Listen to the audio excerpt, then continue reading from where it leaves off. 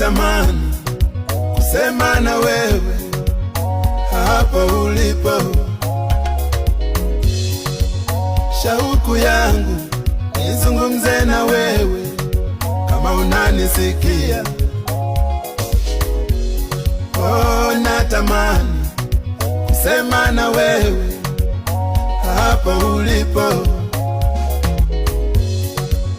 Shauku yangu nizungumze na wewe kama unanisikia.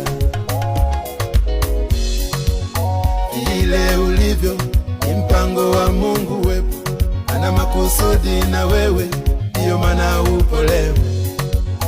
Unavyojitazama hivyo ulivyo ni mpango wa Mungu kwako, ndiyo maana uko hivyo.